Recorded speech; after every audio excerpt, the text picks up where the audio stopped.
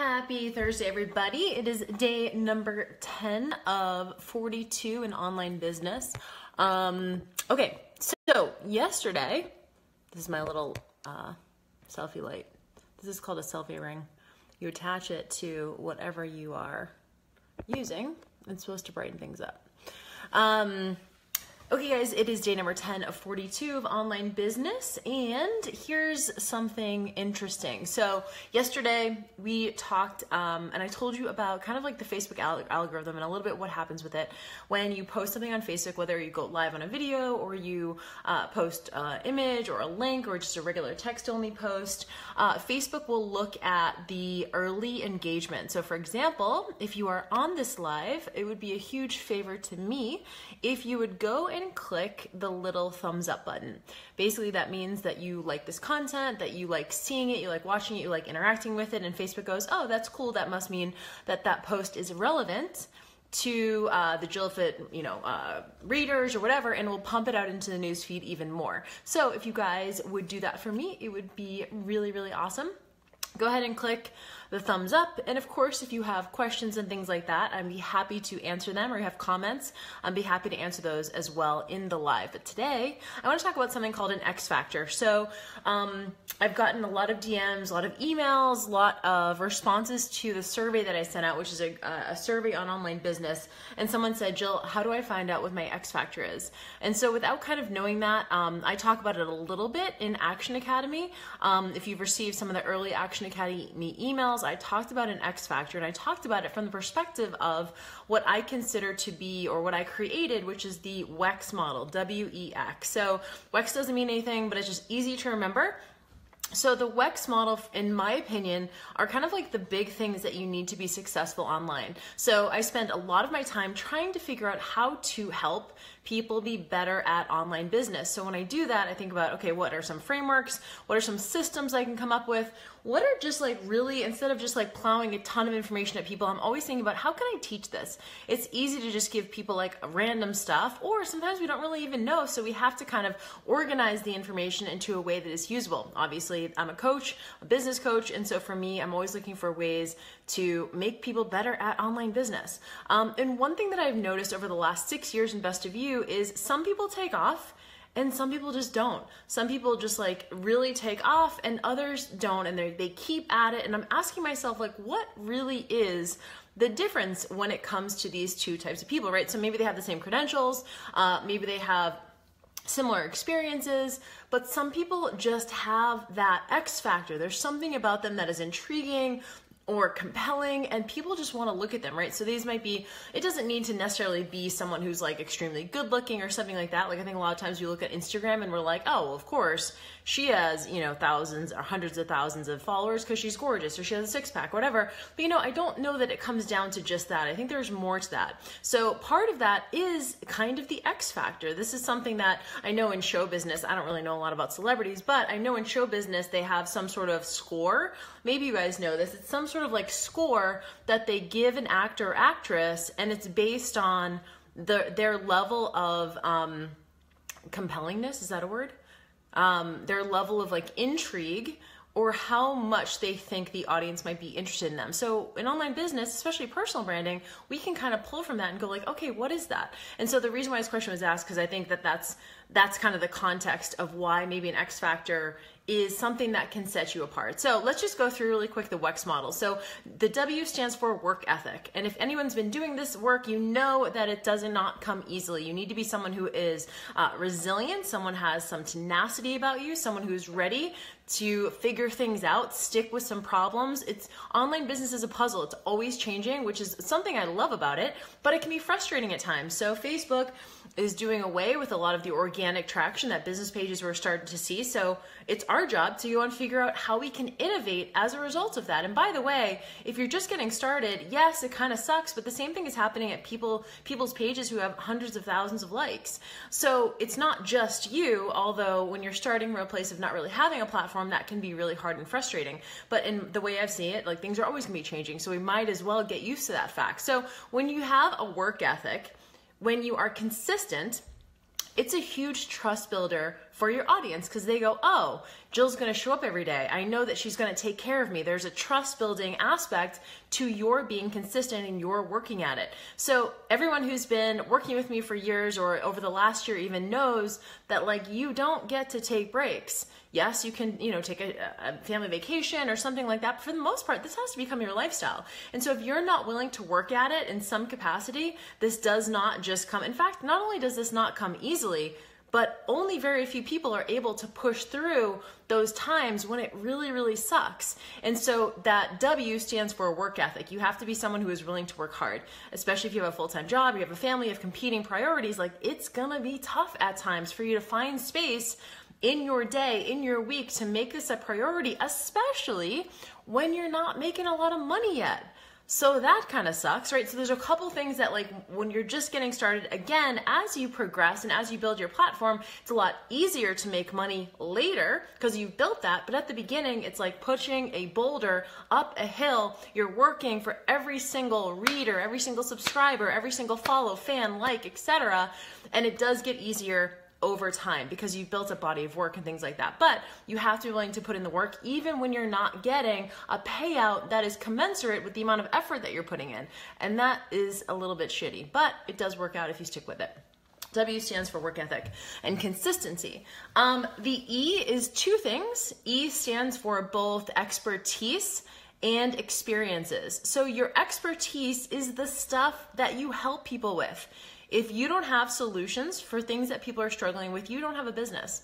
So that E for expertise is like, what do you know? How can you help? What are your credentials? What are the things, what are the tools, strategies, insights that you can share with people that helps them move the dial for themselves? So as much as personal branding is like you sharing and your face and your messages and things like that, it still needs to be about the customer, right? It still needs to be about serving the customer. And if you don't have solutions for things that people need, solutions for struggles that people are having, then you don't have a business. And so that E for expertise is where you get to be the teacher. That's where you come with the solutions, you come with the workouts, you come with the nutrition programs, you come with the mindset insights, whatever it is that you're teaching, that's where you get to put your teacher hat on and share your expertise. And then the second E is for experiences, and your experiences allow for you to connect with people, right? So if I'm a teacher and I have expertise, I'm gonna be like, you need to do this, you need to do this, and these are the 5 things that you should do, right? And that's great, we need that insight, but in order to connect with a potential reader, we need to share experiences. So we need to share our stories, we need to share little things about us that maybe people don't quite know. When you're first getting started, it's really, I think it's kind of irresistible to kind of hide behind your expertise. You're like, I'm just going to be the teacher.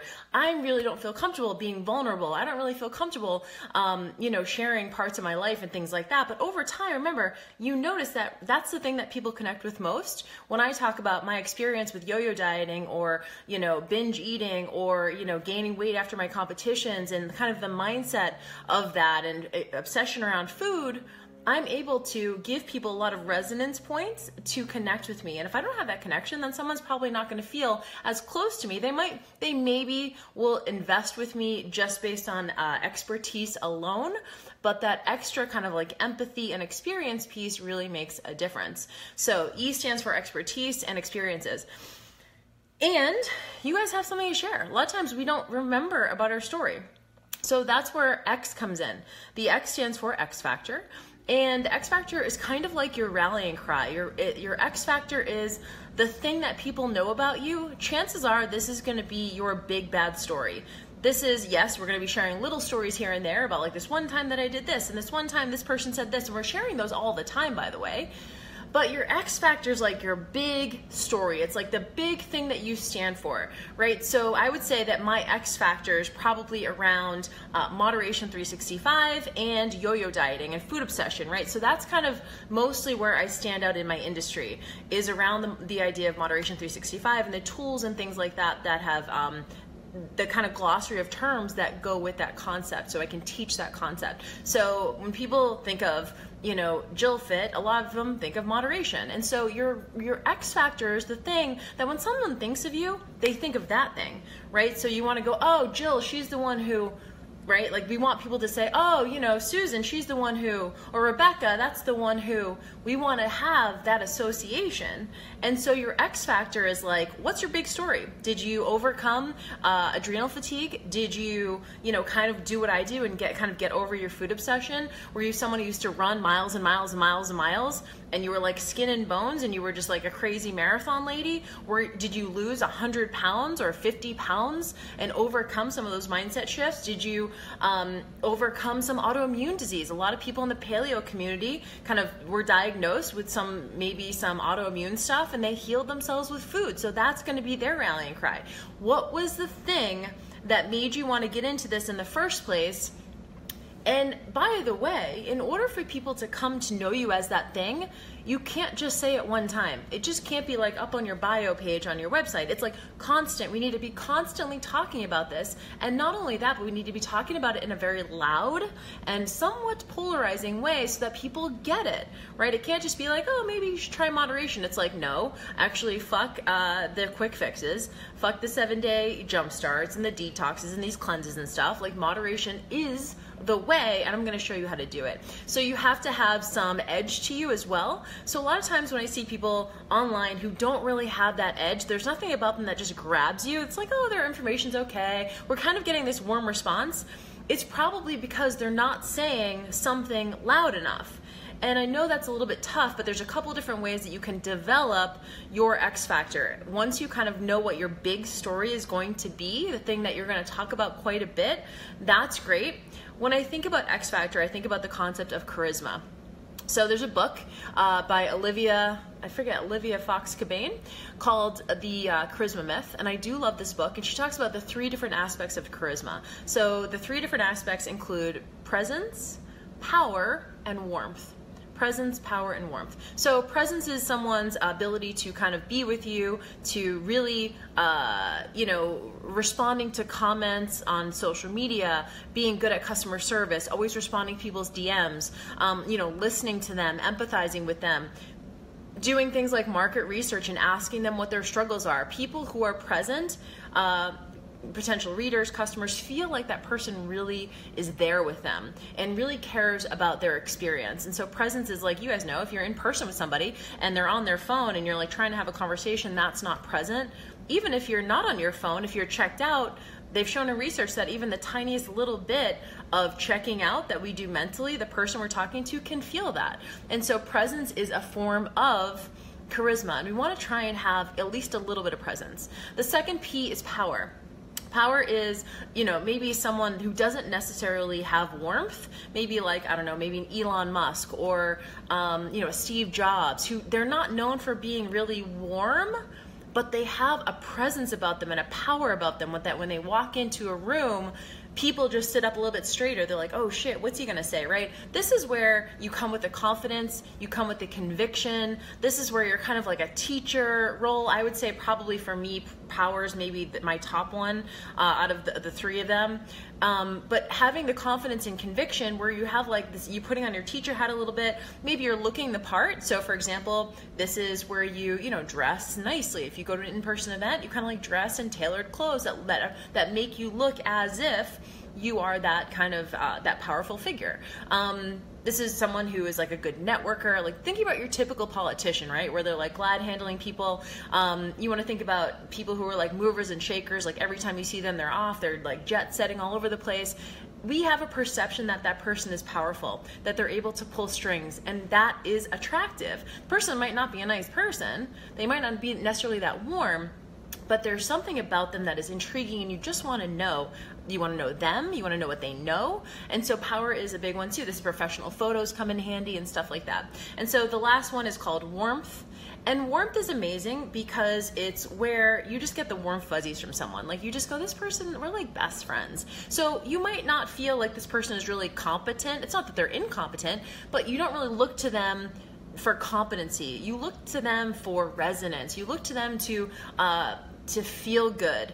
you get a sense that this person really has your well-being at heart and really cares about you. So as an online business owner, I might do things like share vulnerably, right? If I share about my relationship or I share about something that's going on with me personally and I share my struggles, it makes me seem more human. And someone goes, oh, Jill really does have like a softer side. A lot of times, and I'll give you guys a little hint, I mean, obviously I love my dog, but a lot of the reason why I show Pip in a lot of my stories, which is my dog, is because like I feel like I have lacked warmth in my online, and my friends and family know that I'm very warm and I'm very generous and open, but online I can come off a little bit colder or just maybe more serious. And so I try to incorporate someone like my dog, which is like, shows a little bit of a softer side. So that's where the warmth comes in. This is where like you're sharing your stories, you're sharing you're being vulnerable, you're having empathy for people. And if you can have a little bit of each one of these, presence, power, and warmth, then that's really going to help you with that X factor piece. That's that charisma piece. And so the X factor is two things. It's your big story, and it's also how you're showing up. And so ask yourself, do like a little self-audit. How is my presence? How is my power? And how is my warmth on a scale from 1 to 10?